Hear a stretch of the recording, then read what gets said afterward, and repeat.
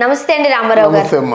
రామారావు గారు, మోహన్ బాబు గారు అంటే చాలా డిసిప్లిన్, చాలా కటువుగా ఉంటారు, ఇంకా కొంచెం స్టబర్న్ ఉంటారు. సో పదాలు రావట్లేదు నాకు. సో అలాంటి మొండి మనిషి ఒక రకంగా చెప్పాలి అని అంటే అని జనరల్గా ఇండస్ట్రీలో టాక్ ఉంటుంది. అండ్ వాళ్ళ పిల్లలు కూడా చెప్పకనే చెబుతారు, మా నాయన చాలా స్ట్రిక్ట్గా ఉంటారు, అని పిలిస్తే మేము ఎక్కడికో పారిపోతాము అని ఒకలాంటి భయాన్ని వాళ్ళ పిల్లలే కలిగిస్తారు మనకి. వాళ్ళు బాగానే ఉంటారు, మనకే భయం జనరల్గా. అయితే అలాంటి మోహన్ బాబు గారిని, అంటే మంచు మోహన్ బాబు గారిని మంచులా కరిగించేసింది మోనిక అంటూ చెప్పుకోవచ్చు. ఎందుకంటే అన్ఎక్స్పెక్టెడ్ థింగ్ ఒకటి జరిగింది పెళ్లిలో. వస్తారా రారా అనుకున్నారు అందరూ, బట్ లక్ష్మి గారికి అయితే తెలుసు వస్తారని. అతిథుల్లా వచ్చి వెళ్ళారు. అయితే ఈ సీన్లో ఎవ్వరు ఎక్స్పెక్ట్ చేయలేనట్లుగా మోనిక వెళ్ళి పట్టేసుకుంది, వదలలేదు ఆమె చాలాసేపు. ఆయనకి తమాయించడం రాక ఆయన గుండె నిజంగానే మంచులా కరిగి కొంచెం 2 కన్నీటి చుక్కలు కూడా కార్చారు.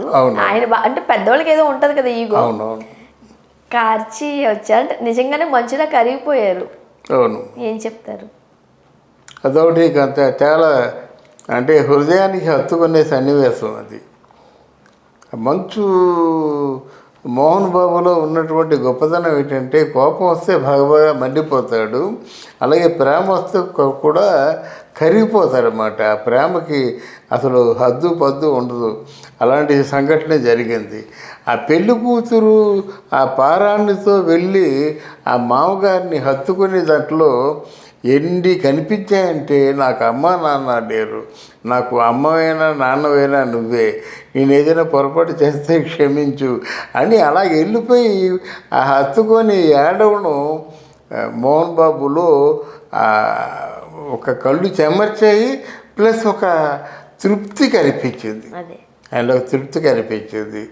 తర్వాత మోహన్ బాబు ఆవిడ గురించి తెలుసుకున్న తర్వాత చాలా వరకు మారాడు. అంటే తన బిడ్డని ఒక రిసీవ్ చేసుకొని మంచువారి ఇంటి అంటే మగబిడ్డగా తన మొత్తం 5 గ్రామాలకు 10 గ్రామాలకు ఆ 10 గ్రామాల వాసులకి పరిచయం చేసే విధానం ఉంది చూశారు. రారాజులా తీసుకెళ్ళింది. అంటే 50 కార్లలో క్యాన్వా పెట్టుకుంటూ తీసుకెళ్ళడం, దారి పొడుగుతా వాళ్ళు స్వాగతాలు చెప్పడం, ఇవన్నీ చూసిన తర్వాత మోహన్ బాబు మనసు పూర్తిగా కరిగిపోయిందన్నమాట. అయ్యో, ఎందుకంటే మనోజ్ ఎప్పుడు కూడా అంటే తొందరపాటు ప్రదర్శించడు, సంథింగ్ బాగా ఆలోచించే ఉంటాడు. చాలు. ఇప్పుడు మనోజ్ని ఎవరు అందరూ మెచ్చుకుంటున్నారు, కానీ మనోజ్ని ఈ అబ్బాయి ఏంటమ్మా ఇలాంటి పని చేశాడు అనలేదు కదా. ఈజ్ గ్రేట్ బ్యాంక్ చేత్ తన బిడ్డను ఆ బిడ్డగా స్వీకరించాడు, అంతకంటే గొప్పడు ఎవరు ఉంటారా అంటున్నారు, షబాస్ అంటున్నారు. ఈయన ఫీల్ అయిపోయాడు జనం ఏమంటారు అని. కానీ జనం అదే అదృష్టం, అదే మంచి మనోజ్ అదృష్టం అన్నమాట. ఒక్కరైనా చెడుగా అంటున్నారా, షబాస్ అంటున్నారు, ఆకాశానికి ఎత్తేసారు అన్నమాట. అదే అదృష్టం. మరి కొంతమంది ఏమో ఏదో అంటారు. అలా కాకుండా ఈయన అసలు ఎంత అదృష్టవంతుడు అనుకుంటారన్నమాట. ఎంత అదృష్టవంతుడు కాకపోతే అన్ని కోట్లు ఏమిటి సంపద ఏంటి ఆ అమ్మాయికి? భరణమే ఉందట 500 కోట్లు, ప్రాపర్టీ 5,000 కోట్లు ఉందట. మరి 5,000 కోట్ల రూపాయలు ప్రాపర్టీని మోహన్ బాబు చూస్తారా? ఏదైనా డబ్బు, అబ్బాయి నీ డబ్బుని లెక్క చేయనంటే అంటారు, కానీ బ్రతికిందే డబ్బు కోసం కదా. ఎవరు డబ్బుని లెక్క చేయకంటే ఉన్నారు? ఎవరున్నారు?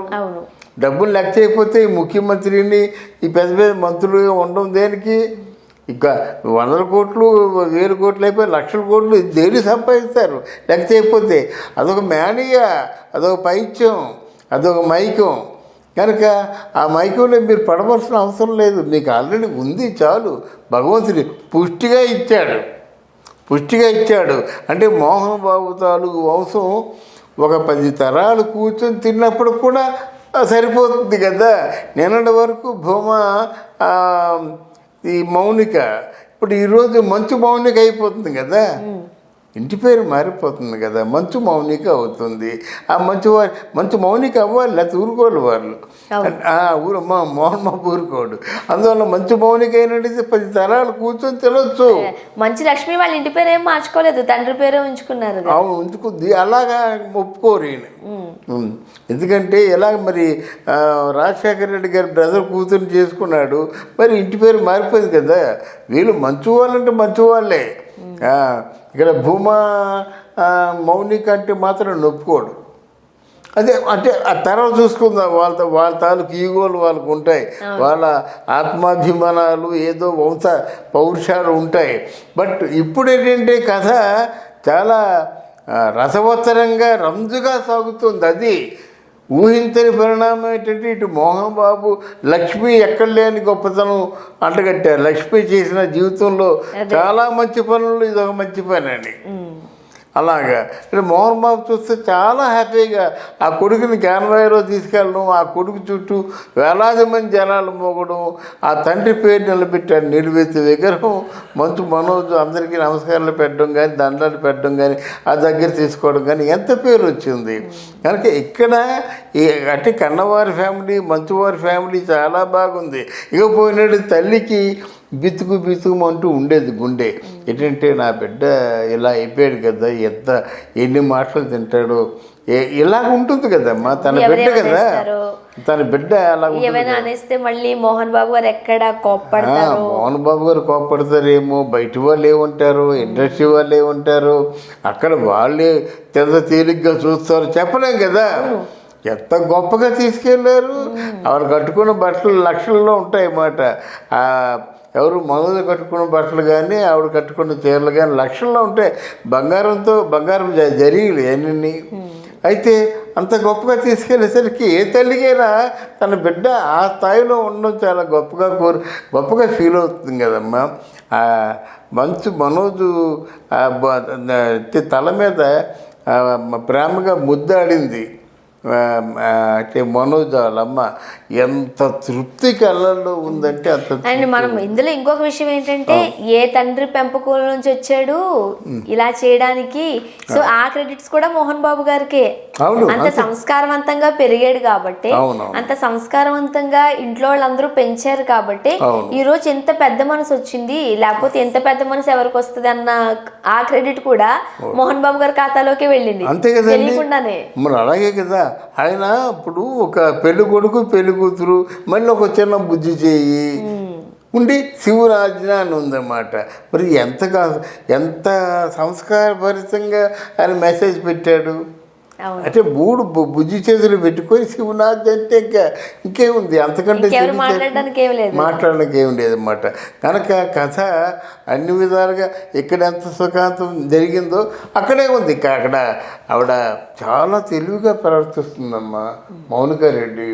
అందరినీ అరేంజ్ చేయడం కానీ, అందరి చేత పూలు వీళ్ళు అంతా మొత్తానికి ఏంటంటే సత్కరింప చేయడం కానీ, ఇంట్లో గౌరవ మర్యాదలకి ఎక్కడ లోటు లేకుండా చేయడం కానీ, తన భర్తనేమో ఎవరు అఖిల ప్రియ మిగతా బంధువర్గం అంతా వచ్చి రిసీవ్ చేసుకోవడం కానీ చాలా సిస్టమేటిక్గా చేస్తుంది. ఎందుకంటే మనం ఎంత మైక్రోస్కోపిక్ కళ్ళతో చూసి తప్పు వేద్దాం అనుకున్నా సరే తప్పు కనబట్టుండేది. అందులో అంత అంటే మొత్తం ఇంటి వారంతా మౌనికకు అండదండలుగా ఉన్నారు. తన ఇష్టాన్ని, తన అభిప్రాయాన్ని గౌరవించారు. మనం క్లియర్ గా చూడొచ్చు. ఇప్పుడు అఖిల కూడా ఇప్పుడు తల్లి స్థానంలో ఉంది. అక్కగా ఉన్నప్పుడు తను ఒప్పుకోకపోతే, తమ్ముడు ఇష్టం చూపించకపోతే ఇంత ఆదరాభిమానాలు దొరికేవి కాదు ఆ అమ్మాయికి, ఒక రకంగా చెప్పాలి అని అంటే. అక్కడ అఖిల ప్రియ కంటే ఈవిడే తెలివైందట. అఖిల ప్రియ మీద కేసు వస్తే ఈవిడే పరిష్కరించిందట. ఆ తమ్ముడు కూడా ఏం చెప్పినా ఈ చిన్నక్కని మౌనిక రెడ్డిని అడిగే ఆయన చెప్తాడట.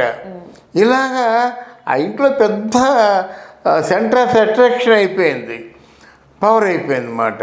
అలా ఇక్కడ వీళ్ళింట్లో కూడా చాలా రేపు పొద్దున వచ్చింది అనుకోండి, వీళ్ళింట్లో కూడా సెంటర్ ఆఫ్ అట్రాక్షన్ అయిపోద్ది. ఎందుకంటే తెలివితేటలు అదే కదమ్మా. సరస్వతి ప్రకాశిస్తుంది. సరస్వతికి ఎవరు పరిచయాలు అవసరం లేదు. నీ తాలూకు మెదడులో తెలివితేటలు ఉంటే నువ్వు ప్రకాశిస్తావు అన్నమాట. అంతే. మరి మహాత్మా గాంధీ ఏం చేశాడు, వివేకానంద ఏం చేశాడు, my dear brothers and sisters అన్నాడు.